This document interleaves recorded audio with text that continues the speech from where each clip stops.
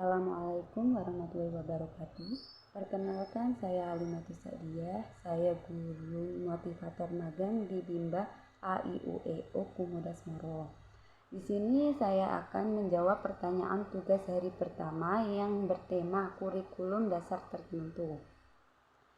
A. Pertanyaan mengenai fun learning. Pertanyaan pertama, apa pengertian fun learning? Pengertian fun learning adalah proses belajar sepenuhnya menyenangkan bagi anak. Pertanyaan kedua, mengapa proses belajar harus fun learning?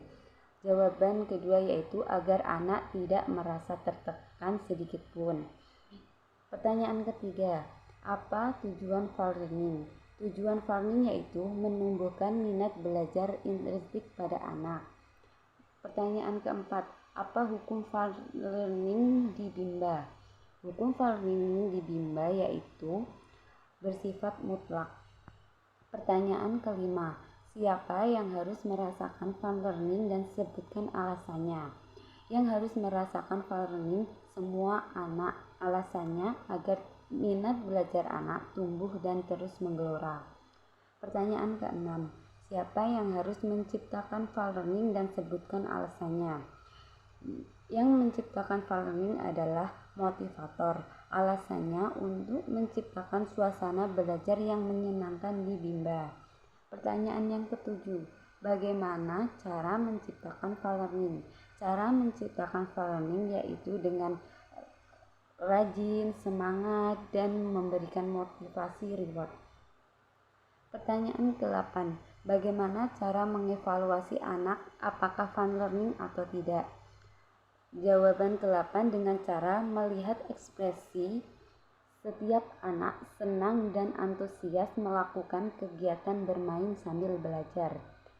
Pertanyaan yang ke-9, apa dampak yang terjadi bila proses belajar menyenangkan? Anak merasa senang, semangat, dan antusias. Pertanyaan yang ke-10, apa dampak yang terjadi bila proses belajar tidak menyenangkan? Dampak yang terjadi bila proses belajar tidak menyenangkan yaitu dampaknya anak akan merasa tertekan. Selanjutnya B. Pertanyaan mengenai metode small step system. Pertanyaan yang pertama, apa pengertian small step system? Small step system yaitu proses belajar dilakukan secara bertahap. Pertanyaan yang kedua, mengapa proses belajar harus dilakukan secara bertahap atau small step system? Karena supaya anak tertarik dan menyenangkan. Ketiga, apa tujuan small step system?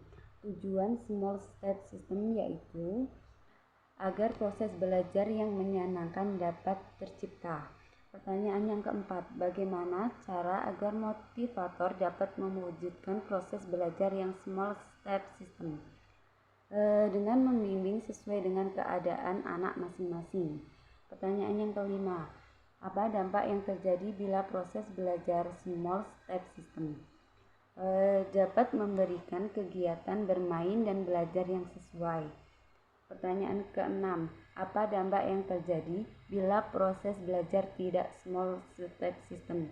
Dampak yang terjadi yaitu anak tidak akan merasakan kegiatan yang menyenangkan.